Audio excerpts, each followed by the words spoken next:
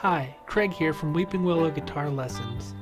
In this lesson, I bring you the Jerry Garcia solo on They Love Each Other from the legendary May 8th, 1977 show at Barton Hall on the campus of Cornell University in Ithaca, New York.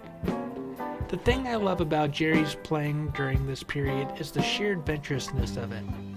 2 years earlier, the band recorded the album Blues for Allah, which contained a lot of jazz influence, and that influence continued throughout the late 1970s. When the band was on and everything clicked, the sky really was the limit, and to me, this was one of those nights. They Love Each Other is a Hunter Garcia composition that was first played on February 9, 1973, and was debuted along a number of other first-time played songs including China Doll, Eyes of the World, Loose Lucy, Here Comes Sunshine, Row Jimmy, and Wave That Flag, which eventually evolved into U.S. Blues. They Love Each Other appeared on the Garcia solo album Reflections, which in ways is another Grateful Dead album. Before we get into the song, let's take a look at some of the important concepts that crop up in this fantastic solo. Before we take a look at the solo, I'd like to list some of the soloing concepts Jerry used in the development of the solo. After you've learned the solo, see if you can take some of these ideas and incorporate them into your own playing. The first concept is target tones. Target tones are notes that you aim for or target when you get to the next chord in a chord progression. Take a look at the first note Jerry plays when the chords change. It's usually a strong tone like a chord tone, and this is the reason you can hear the chord changes in his solos.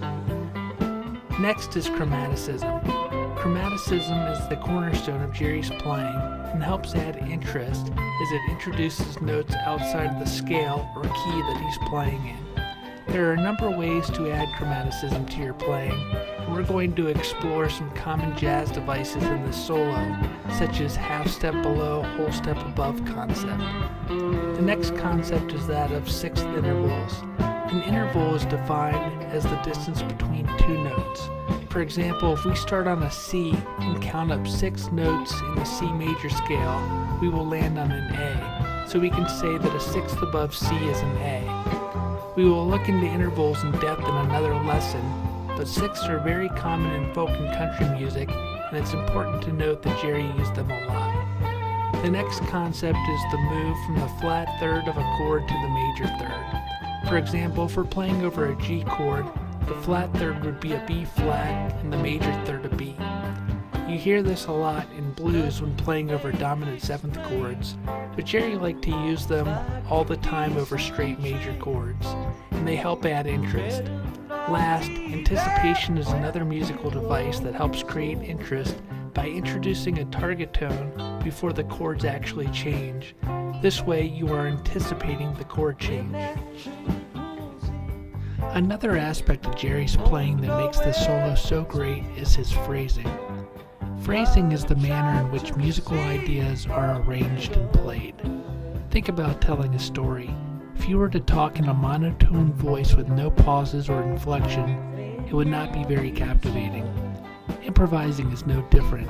Phrasing consists of rhythm, tone, timing, dynamics, note choice, and what I'll call embellishments, by which I mean slides, pull-offs, bends, etc. Alright, let's take a look at the solo.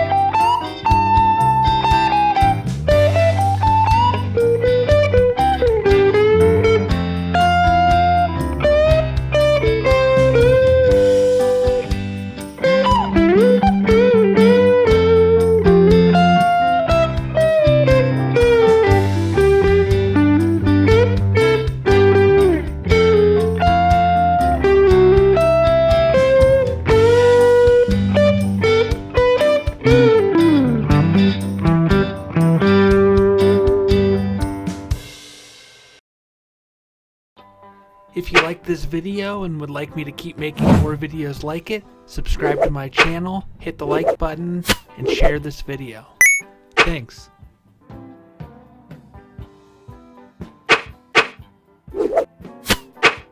Alright, so the beginning of They Love Each Other, the solo, starts off with a really cool idea. You can tell that Jerry's jazz influence is coming out at this time.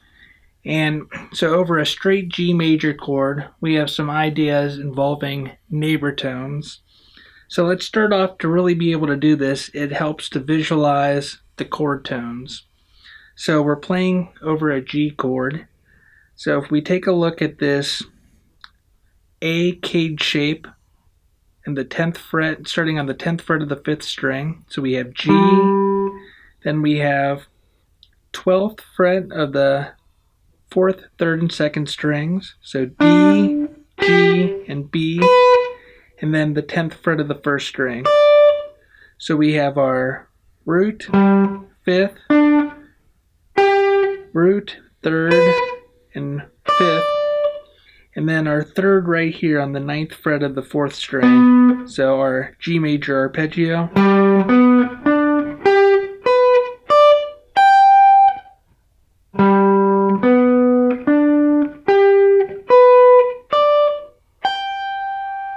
So we really need to be able to visualize that. And then let's also visualize this E cade shape. So we have the 15th frets of the 1st, 2nd string, 16th fret of the 3rd string, 17th frets of the 4th and 5th strings, and then the 15th fret of the 6th string. And then we have our B right up here on the 19th fret of the 1st string. So if we have those shapes, we can visualize those shapes in our head. It really helps out this idea. So the idea involves, so the first idea Jerry starts with involves with doing a half a step below the target tone, the chord tone, and then playing either a 4th or a 5th above that target tone. So in this case, we're going to start with the root of the G chord. We're going to start with a half a step below, and then a 4th above, in this case, C, 10th fret of the 4th string. And then we're going to target the B, the 3rd of G. So we play a half a step below, and then a 4th above, E. But instead of playing the 9th fret of the 3rd string, Jerry slides up to the 14th fret of the 4th string. So it's, so we have, and then this time we're going to target the D, so we play a half step below, 11th fret of the 4th string, then 12th fret of the 4th string. But then instead of a 4th above, we're playing a 5th above, A, 14th fret of the 3rd string. Then we target the G, 12th fret of the 3rd string, by a half step below, so 11, 12, and then a 4th above, C, 13th fret of the 2nd string. So we have,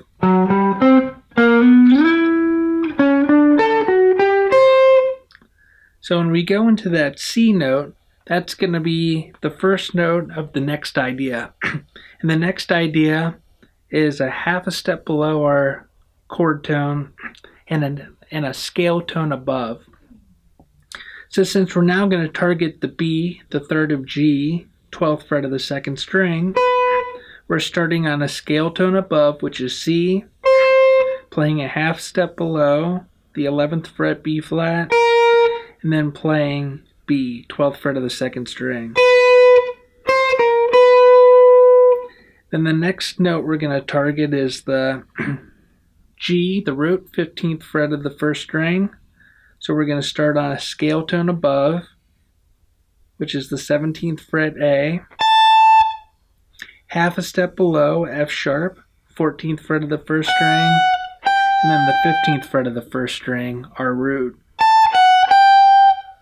And then we're going to target the D, 15th fret of the second string, but this time we're going to reverse the order, do a half step below, scale tone above, E, 17th fret of the second string, then land on our D, 15th fret of the second string. So we have, so if we just play all those, that idea from beginning to there, we have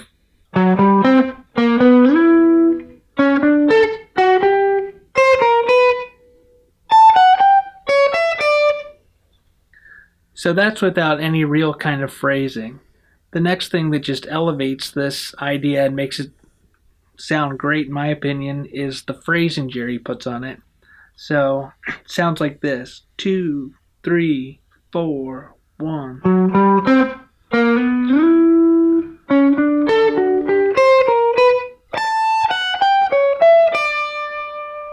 So I'd also like to point out that a few of these notes, Jerry's a little behind the beat, but just listen to the recording to really get the feel for it. Alright, so after that idea, this next idea is playing around the chord shape. So we're going to take this E shape, starting on the 15th fret of the first string. So 15, 15, 16th of the third string, 15th of the fourth string. Alright, and we're going to add the flat third in. So in this case, B flat to B. So we have 15 to 16. Then we're going to add the 6, which is the E. Then both the F sharp and the F natural. So if you kind of look at that. But just playing around that chord shape, we get this.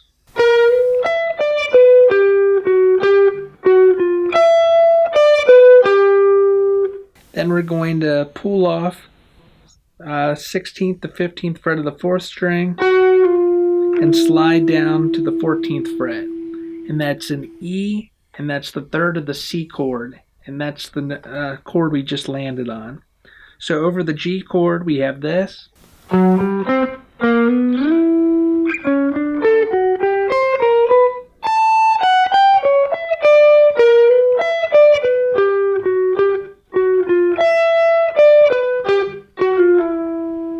Alright, so into the C chord. So now we visualize the C cage shape of the C chord. So we have the 15th fret of the 5th string, 14th fret of the 4th string, 12th fret of the 3rd string, 13th fret of the 2nd string, then 12, 15 on the 1st string. So now we have the, we're starting on a D. So after we land into that E, then we play 15, 13 of the 2nd string, then 12, 14, 12 on the 3rd string, back to 12 on the 2nd string, and then 14 on the 3rd string.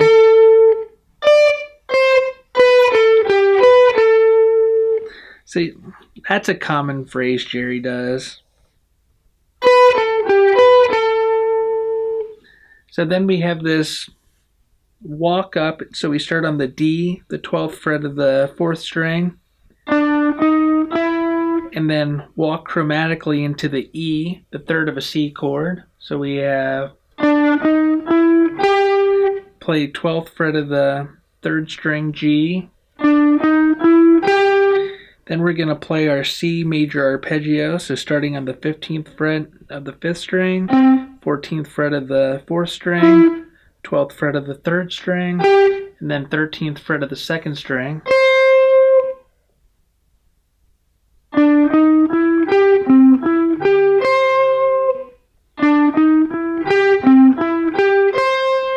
Then we have this. So that's hammering on 12th to 13th fret of the 2nd string, then pulling off to the 12th fret. Then we have 14th fret of the 3rd string, 12th fret of the 2nd, 14 pull off 12 on the 3rd, then 14 on the 3rd, 12 on the 2nd.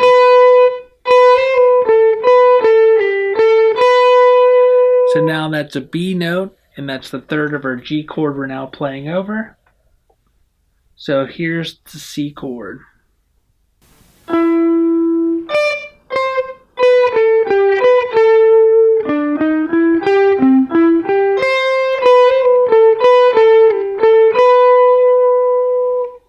So now we're playing the 14th fret of the 3rd string, A, to 12th fret of the 2nd string, then pulling off 13 to 12, or C to B, then 13, go up a half step, so a chromatic tone, and then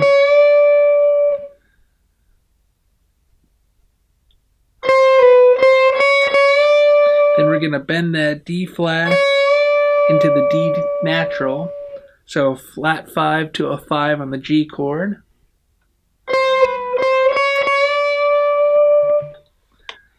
Then we play 12, 13, 12 on the 2nd string. We are playing 13th fret of the 2nd string, 15th fret of the 1st string, 12th fret of the 1st string. So we have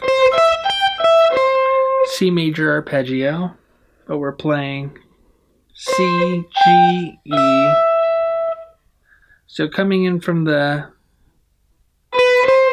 these 3 notes of the measure before, we have, then we're going to start on a D and walk down chromatically, then slide from the flat 3rd up to the 3rd, then play 14th fret of the 3rd, then 4th string, followed by 12, 14, 12 on the 3rd string. So we have, starting from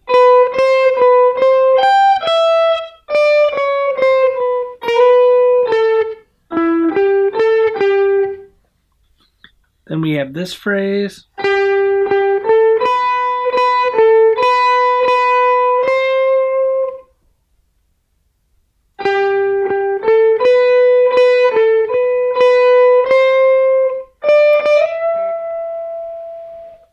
so then now we're over a C chord, so we're starting on that E, 17th fret of the 2nd string, and we're gonna pull off to the flat 3rd, E flat, then back to E. So some nice chromaticism. Then we have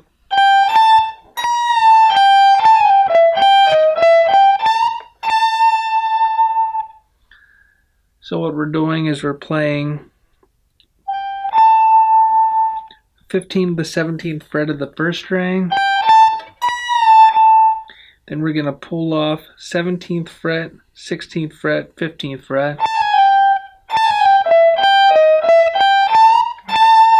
And we're going to add that E flat in again. So we have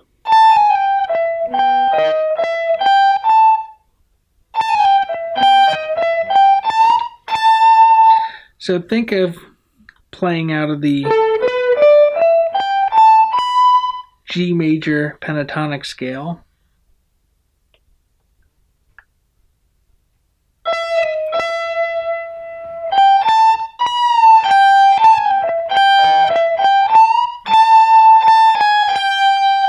Then we walk down from the A flat, G, and then we're over a G chord again. We're still playing out of that G major pentatonic scale.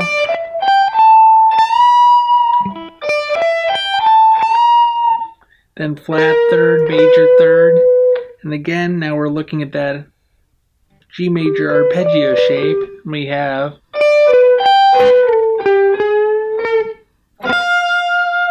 alright, so the 21st and 22nd measure, before we get into the F chord, we're playing flat 3rd to 3rd at the end of the 21st measure. Then we have 15th fret of the 2nd string, 16th fret of the 3rd string, then the 15th fret of the first string, then we're going to slide that 16th fret down to the 14th fret of the third string. So we have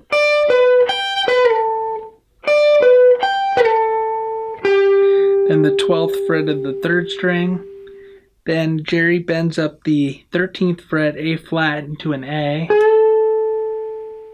And so this next note's a flub, because what he's doing is he's bending that up, and then he reaches over and he hits the 14th fret. Since that's bent up a half step, it's a B flat, which is a bad note. And I think what he was going for was, which is kind of hard to do with your pinky, reaching up to the 15th fret, but you can play that 12th fret of the second string. So I think that's the note he was going for. But what he ends up playing is, then we have an F chord, and he's playing the F, 13th fret of the first string. Then we bend the 15th fret of the second string up a half tone.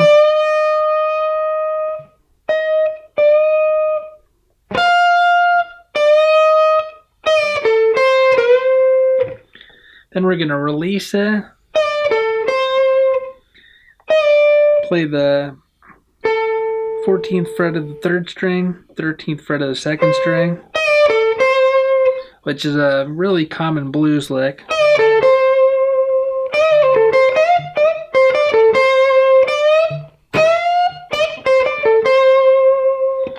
But that's not what we're going for here. So we just have, then bending the 15th fret of the third string up a whole step to the root C. And then the next chord is G.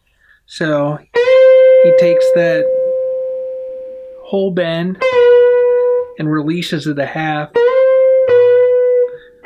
to B. And so that's the third of a G chord. So we have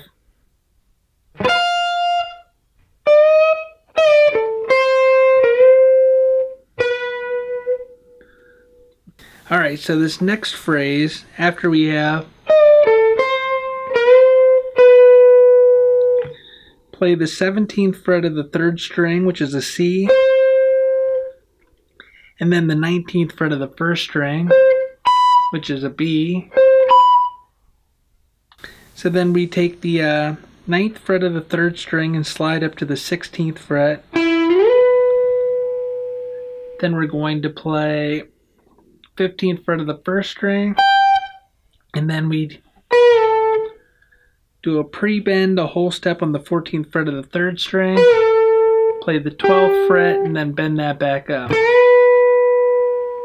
So we have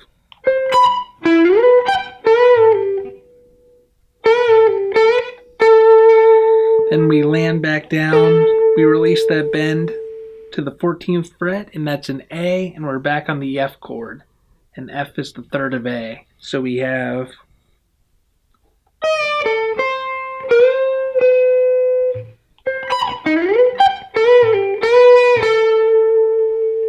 then we're going to play 12th fret, slide up to the 14th fret of the third string, then play F, 13th fret of the first string. Then the C chord, we have 12th fret of the first string, E, third of the C chord.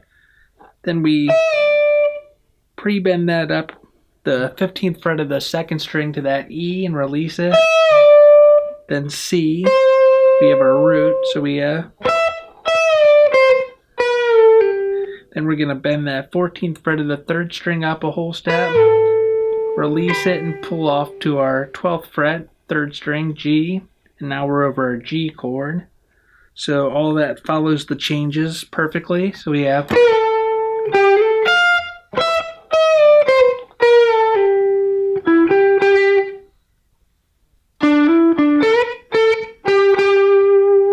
So a nice little blues phrase over the G chord. So we have.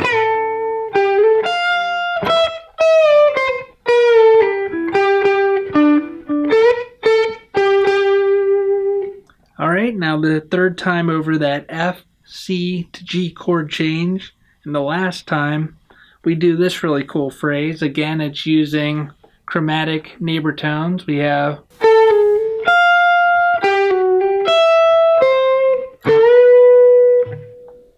Alright, so over the F chord, we're starting on the 14th fret of the 3rd string, A. It's the 3rd of an F. And we pull off to the 13th fret, A flat. So we're going 3rd, flat 3rd, 3rd. And then we're playing the root. Notice that's a 6th interval, another favorite of Jerry's. Then we're starting on the 12th fret of the 3rd string, G. So we're anticipating the C chord. Then we're sliding down to a half step below, then back up. Then we're playing a 6th above, E. Then we're going to play the root. So you see the top half of that C cade shape, which looks like a D chord. That would be down on the 2nd fret usually. So visualize that. We have then over the G chord, we're going to bend the 14th fret of the 3rd string up a whole step. Grab that 15th fret with our pinky, then the 14th fret up again. Then we have on the 2nd string 12, 5, or 12th, 15th. So 3rd, 5th, or B, D. And then we're going to release the bend, pull off, and play the 14th fret of the 4th string. So we have... Then we end the phrase with the lick from the song, which is...